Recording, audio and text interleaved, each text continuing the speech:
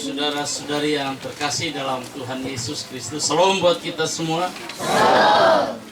Kita akan beribadah untuk kegiatan hari ini dalam rangka peresmian gedung gereja Jemaat Kori Cabang Maliti Hende, sekaligus ulang tahun yang ke-19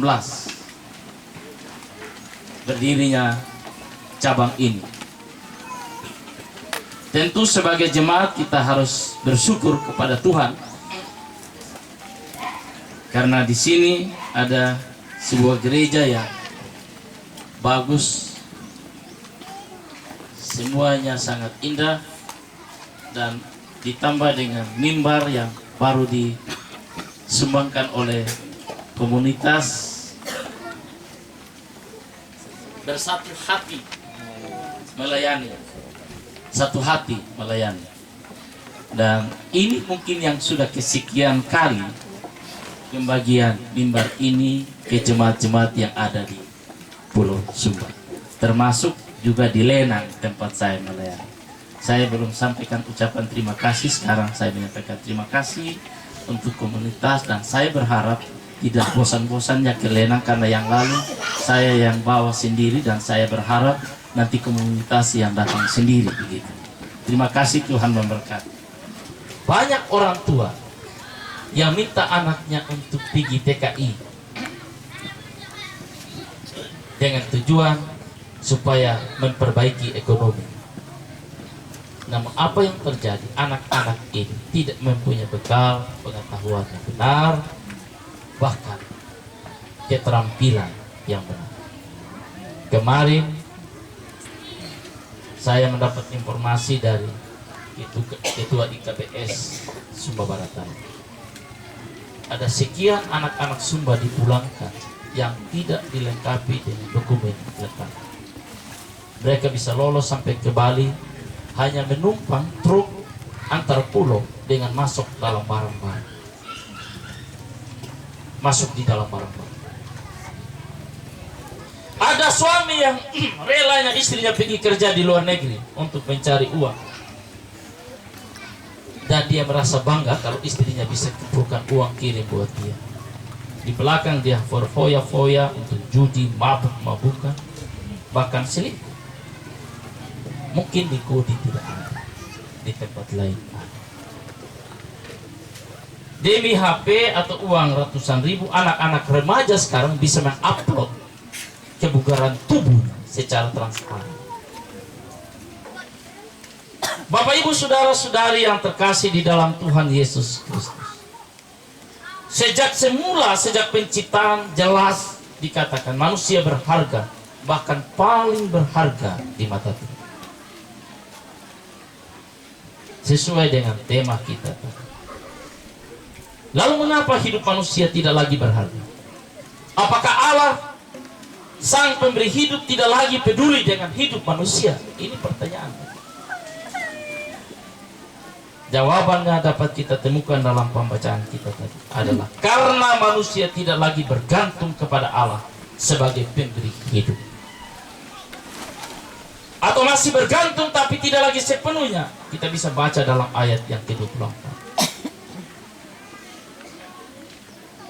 Manusia telah mengabdikan dirinya kepada Allah dan kepada Mammon, yakni segala harta benda yang justru diserahkan kepada manusia untuk dikuasai dan ditaklukkan. Tapi sekarang manusia ditaklukkan oleh barang-barang yang seharusnya dia takluk. Dan ini namanya senjata makhluk Tuhan. Manusia menjadi korban dari makhluk yang kurang berharga dari diri. Dia kalah bersaing dengan makhluk yang kurang berharga. Sebab yang lainnya makin naik harga, manusia makin turun harga. Dan turun kualitas hidup. Ada beberapa kebiasaan buruk yang sekarang ini tren di kalangan masyarakat. Mungkin dikode tidak. Bahkan ironis, main judi bertaruh uang. Ya, di Kodi saya tidak pernah dengar, tapi saya mendengar informasi banyak bapak-bapak yang main judi. Bukan saja bapak-bapak, mama-mama, anak-anak. Dan itu dilakukan di muka umum, dilihat oleh semua pihak, baik itu pihak berwajib yang punya hak untuk melarang mereka bermain. Iptek juga begitu menguasai hidup.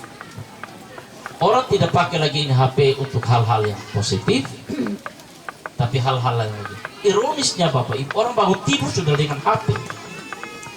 Dia cek bagaimana SMS, bagaimana WA dari orang dan seterusnya. Dia bukan baca firman Tuhan, dia bukan berdoa, dia bangun, mata buka di mana HP. Saya pastikan di Kodi tidak, itu hanya di kota saja. Tapi kalau di Kodi juga ada, itu sudah sangat merusak hidup kita. Orang Kristen bangun pagi harusnya membuka Alkitab, membaca, berdoa, dan memuji Tuhan.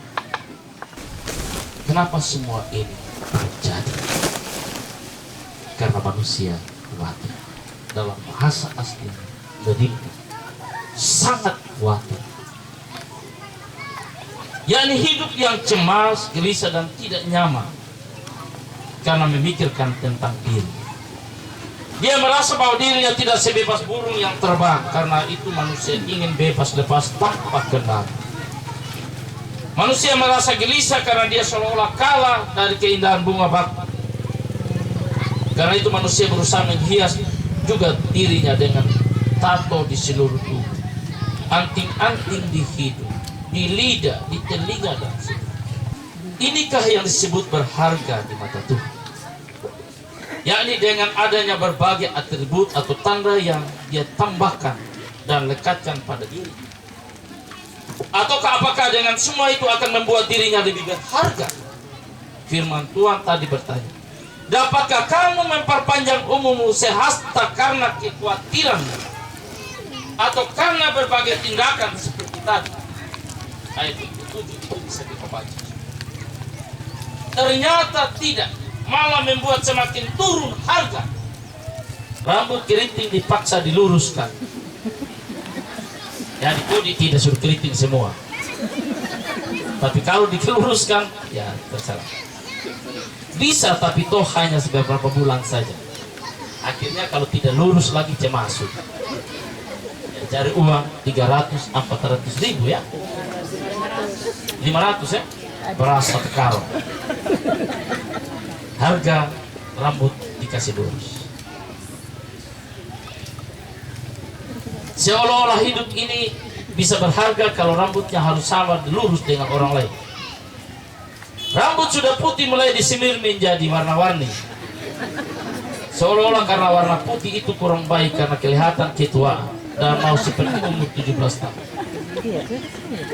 Namun tetap saja yang namanya sudah tua, dia akan menjadi tua renta. Jangan berlagak untuk kembali ke anak 17 tahun.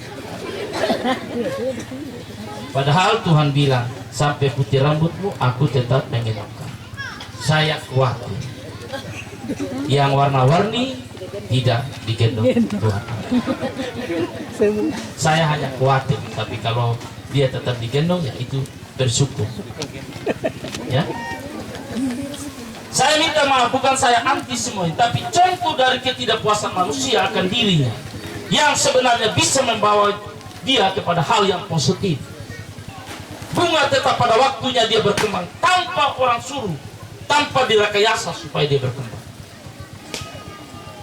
Demikian pula burung. Setiap pagi tanpa dipaksa seperti kita untuk beribadah, burung tetap berkicau memuji Tuhan sebelum dia terbang mencari makan. Kita bel gereja sudah mau pizza juga di velek, mana ada orang masuk. Tapi kalau peresmian begini banyak teman. Setelah ini gereja itu majelis jemaat harus mulai berpikir 1000 kali cara untuk mengajak jemaat. Di mana-mana, bukan hanya di Kudi. Kalau namanya ada acara, di situ manusianya lebih banyak. Kenapa? Karena ingin memuaskan jasmani, bukan memuaskan rohani. Keluarga besar komunitas Satu Hati yang telah mempersembahkan perseteruhannya khusus hari ini, kami boleh berdiri dengan mantap di sini oleh karena dukungan Bapak Mama. Kiranya Tuhan memberkati memberikan tugas dan kerja dan usaha. Bapak Ibu yang kami hormati dan kami kasihi dalam Tuhan, sedikit kami menyampaikan hal tentang komunitas Bersatu Hati Melayani ini. Komunitas ini sebenarnya kami bangun sejak tahun 2002 akibat kami 3 bersaudara coba berunding pada saat kami menghadapi pengulangan tahun. Bahwa di atas batu karang yang teguh aku telah mendirikan gereja. Maka hari ini kita akan meresmikan gereja Jemaat Kudi cabang Meliti Hende dalam nama Allah Tritunggal, Bapa, Putra, dan Roh Kudus.